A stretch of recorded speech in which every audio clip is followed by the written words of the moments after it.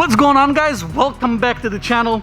This is Ban Sen Beach, located roughly 100 kilometers from Bangkok. It is one of the main places. It is like for the people who lives and work in Bangkok, this is where they come for a quick getaway. And most of the time this place is completely crowded with Thai tourists, street vendors, jet skis and motorboats going up and down. And especially on a day like today, this is supposed to be the Thai Memorial Day weekend. This place should have been completely full of people, but as you can see, it is virtually deserted. And that's because Thailand is experiencing its third and most serious wave of COVID-19. But don't worry, this is not going to be another fear-mongering video. As a matter of fact, it's time for the news, vloggers and YouTubers just to stop monetizing fear. I understand that, yeah, we got more views, we got more engagement if we kind of make something in which people are afraid of, but it's time for us to stop. For our own collective mental health, we just need to stop doing this. Check this thing out that they just have here rusting away. How sad. This vlog is not going to be about stoking fears, but it's to analyze what went wrong.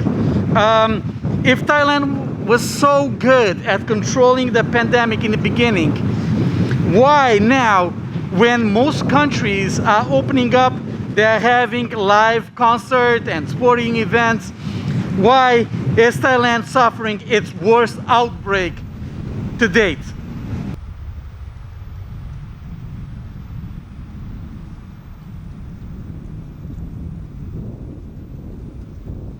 Guys, I apologize for wearing the mask. It's just that they passed a new rule, a new law in which require people to be wearing their mask at all times in public places, or face a 20,000 baht fine unless you are sitting down having a drink or eating.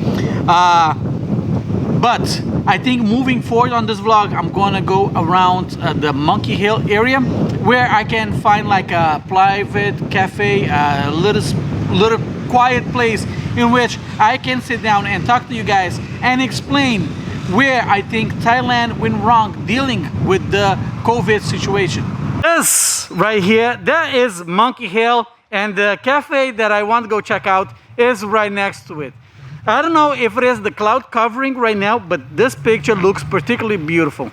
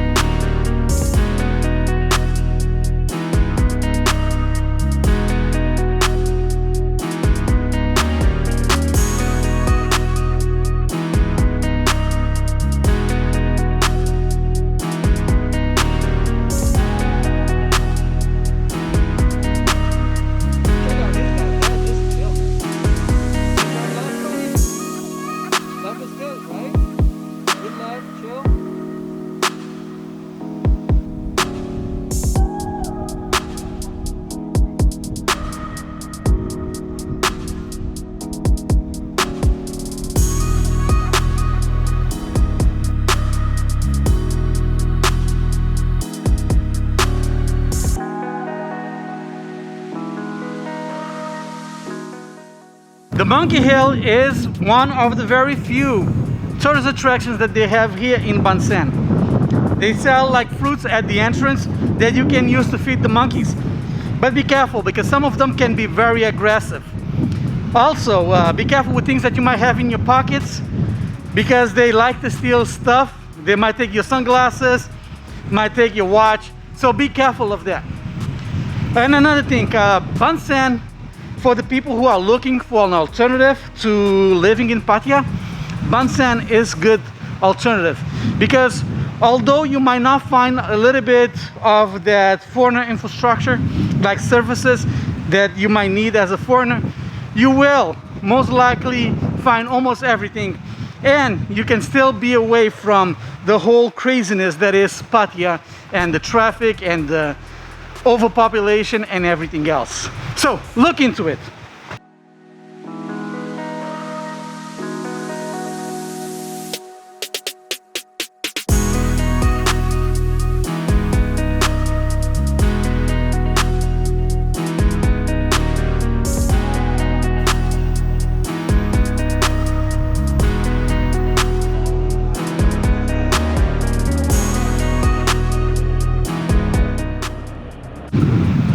For the selfie crowd people, this place is incredible. Look how beautiful this is.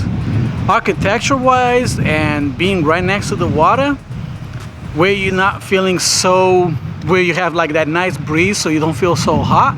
Oh yeah, this is a spot to be. And probably with a killer sunset.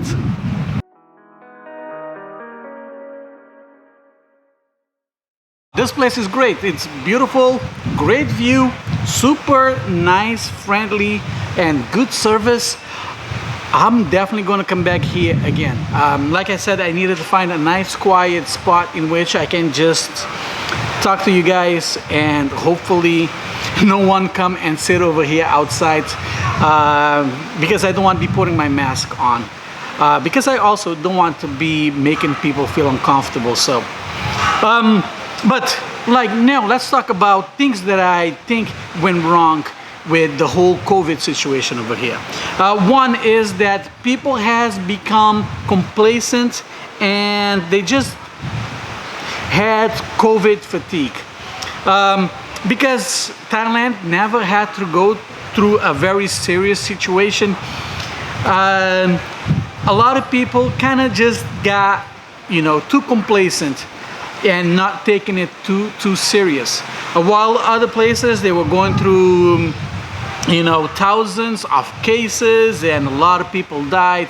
Here the numbers were relatively low, and when something is happening in Thailand, in Bangkok for example, and let's say you are getting on average 100 cases per day in a city of 6 million people, that is not that much of a big deal. And so people kind of get too complacent about it, and I admit I was one of those people who got too complacent about it, in which I stopped taking it as serious as I should have. So I stopped, you know, wearing my masks everywhere, and I saw a lot of people not wearing masks, and I just, like, after a while of just that forced compliance, I just kind of got tired of it and just said, you know, whatever. But now with the new cases that's now averaging around 2,000 per day, this is a much serious situation. And the other one is incompetence and corruption in some sectors of the government.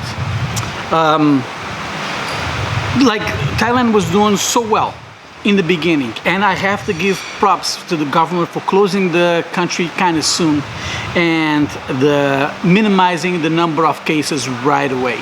And they did an outstanding job at that. If I'm gonna criticize them or criticize some sectors of the government for not doing a good job now, I have to give them props, and I have to recognize the effort that they did at the beginning of the whole situation, in which they were able to contain it, especially when you take in consideration the number of Chinese tourists that was coming over here on a daily basis before the whole country shut down.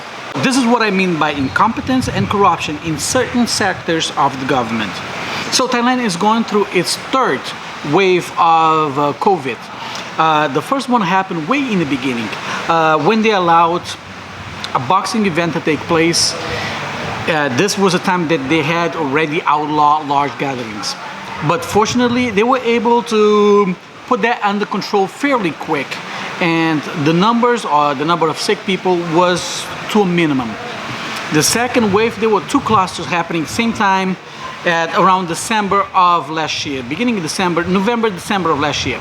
One, they One were people coming from migrant workers coming from Myanmar to work in fish and shrimp industry. There's a little bird, like a little sparrow, kind of cool. So they were coming over here to work in fish and shrimp industry, and they went through illegal border crossings. So they didn't have to quarantine, and around 2,000 people were sick, and they got people around there sick, and it just expanded from there. The other cluster were people that work in entertainment venues, like bar girls, basically. They call them, you know, if you work in an entertainment venue, which is basically a go-go or a fancy name for a go-go, and they call them bar hostess, which is basically a fancy name for a bar girl.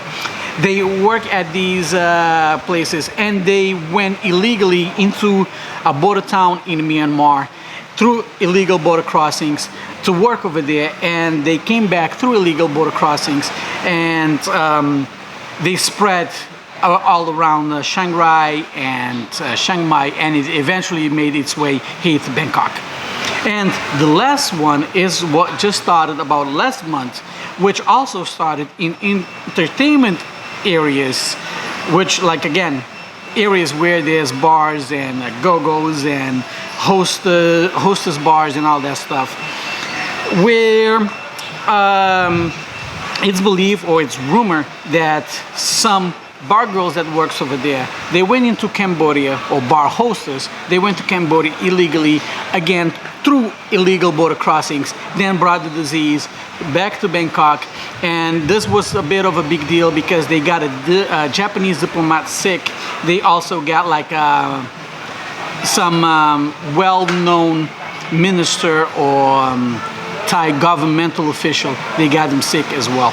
Sorry, I had to go switch the battery. So this is not even the top of it. The one that bothers me the most is the whole vaccine situation. First of all, they were slow to get the vaccines. Then they didn't get enough. And on top of that, they are slow to delivery and to administer of the vaccines.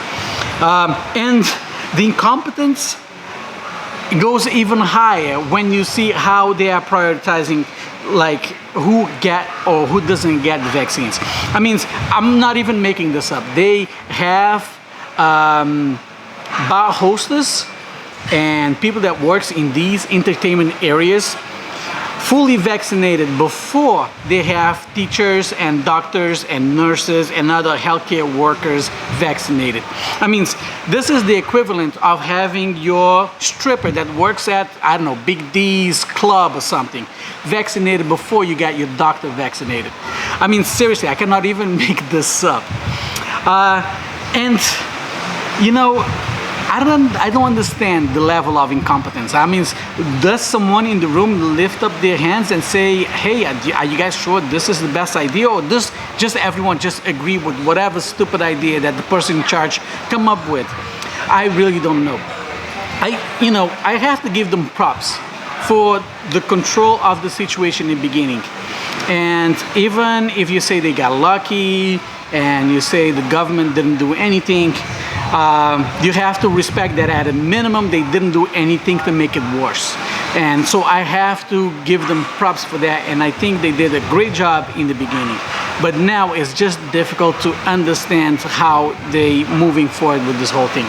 But, well, that is me. That is going to be my spiel for now. I'm going to enjoy the rest of my drink and my cake, and I hope you guys appreciate this vlog, and if you did, give it a thumbs up. Subscribe to the channel if you haven't done so, and I'll see you guys on the next one. Peace.